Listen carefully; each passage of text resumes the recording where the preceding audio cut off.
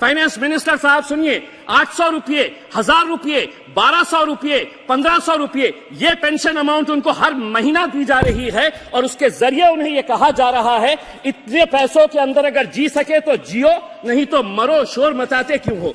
Pension बढ़ोतरी को लेकर सदन में गरजे सांसद इम्तियाज जलील, वित्त मंत्री जी से मांगा जवाब। दोस्तों नमस्कार, स्वागत करते हैं आपका एक बार फिर से हमारे YouTube चैनल पर। दोस्तों, पेंशन धारकों की पेंशन बढ़ोतरी की मांग जोरों पर है। ना तो हमारे पेंशन धारकों ने हार मानी है और ना ही माननीय सांसदों ने। वो पेंशन धारकों को उनका हक दिलाकर ही दम लेंगे। न्यूनतम पेंशन को 1000 रुपये से बढ़ाकर 9000 रुपये प्रति माह करने, साथ ही में महंगाई भत्ते को एडप्ट करने, पेंशनर्स और उनके परिवारजनों को मुफ्त मेडिकल सुविधाएं देने, नई पेंशन प्रणाली को हटाकर पुरानी पेंशन व्यवस्था को फिर से बहाल करने और पेंशन धारकों की पेंशन को बढ़ती महंगाई के अनुरूप बढ़ाने की मांगे माननीय सांसद लगातार लोकसभा और राज्यसभा के पटल पर रख रहे हैं।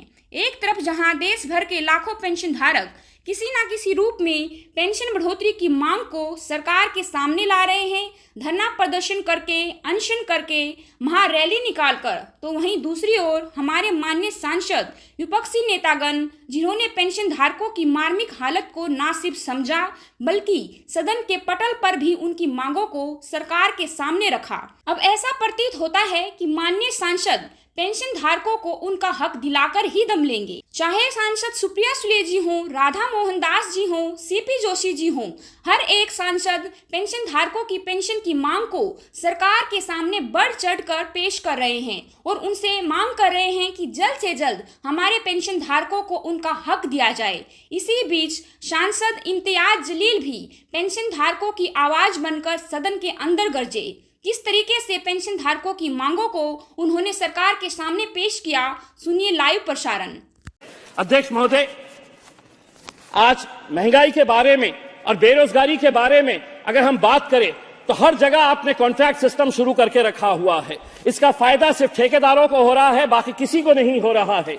EPS 95 के जो पेंशनर्स हैं, जिन्होंने 20 साल 30 साल काम किया है, आपने भी कई मर्तबा इस मुद्दे को उठाए हैं, वो पूरे के पूरे यहाँ पर कल से जंतर मंतर के ऊपर आंदोलन कर रहे हैं। उन्हें पेंशन कितनी दी जा रही है? फाइनेंस मिनिस्टर साहब सुनिए, 800 रुपये, 1000 रुपये, 1200 रुपये, 1500 रुपये, ये पेंशन अमाउंट उनको हर महीना दी जा रही है और उसके जरिए उन्हें यह कहा जा रहा है इतने पैसों के अंदर अगर जी सके तो जियो, नहीं तो मरो, शोर मचाते क्यों हो। दोस्तों, इम्तियाज जलील जी बात कर रहे हैं EPS 95 पेंशन धारकों की, जिन्होंने 30 साल 40 साल लगातार देश की सेवा की और उसके बदले उन्हें पेंशन कितनी मिलती है? महज 800 रुपये, 1000 रुपये प्रति महीना। उन्होंने फाइनेंस मिनिस्टर से सवाल किया है, क्या इतनी कम पेंशन में जिंदगी का गुजारा कर पाना मुमकिन है, वो भी इस महंगाई के दौर में? इतनी कम पेंशन में क्या वो अपने और अपनी पत्नी के लिए मेडिकल सुविधाएं मुहैया करा पाएंगे? दैनिक जरूरत की चीजें अपने लिए खरीद पाएंगे? क्या पेंशन धारकों के परिवार नहीं होते? क्या उनके बच्चे नहीं होते?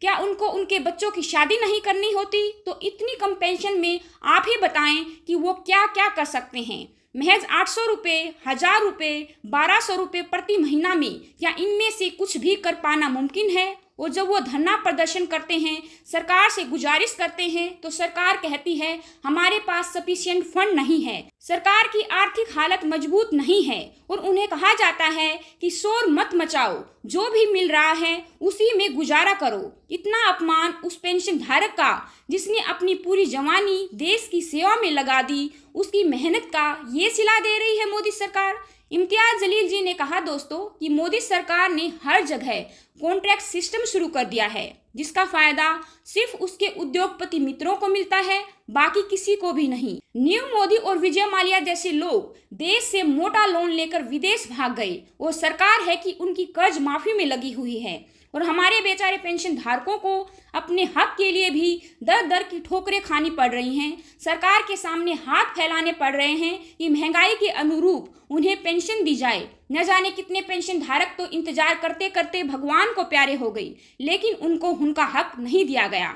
हम अति आभारी हैं, तहे दिल से धन्यवाद देते हैं माननीय सांसद इम्तियाज जलील जी का कि उन्होंने हमारे पेंशन धारकों की आवाज को सरकार के सामने रखा। आशा करते हैं कि उनकी आवाज से, उनकी मांगों से हमारी गूंगी बहरी सरकार के कानों पर कुछ तो रेंगेगी। अगर ऐसे ही हर एक सांसद हमारी आवाज बनकर सामने आएगा तो यकीनन हमारे पेंशन धारकों को उनका हक जल्द से जल्द मिलेगा। तो जो भी पेंशन धारक इस वीडियो को देख रहे हैं, आप सभी से निवेदन है कि वीडियो को ज्यादा से ज्यादा शेयर करें, हर जगह फैलाएं, ताकि सरकार के कानों में हमारी आवाज, हमारी मांगे लगातार गूंजे और उन्हें विवश होकर हमारे पेंशन धारकों को उनका हक देना ही पड़े। वीडियो को लाइक कर चैनल को सब्सक्राइब जरूर कर दें, ताकि जो भी लेटेस्ट अपडेट आए उससे आपको तुरंत अवगत कराया जा सके। कमेंट सेक्शन में माननीय सांसद जी के लिए थैंक्स जरूर लिखें और अपनी राय भी हमें बताएं। आज की वीडियो में बस इतना ही। जल्द ही हाजिर होंगे एक नई वीडियो के साथ। तब तक के लिए बने रहे हमारे साथ। धन्यवाद। जय हिंद, जय भारत।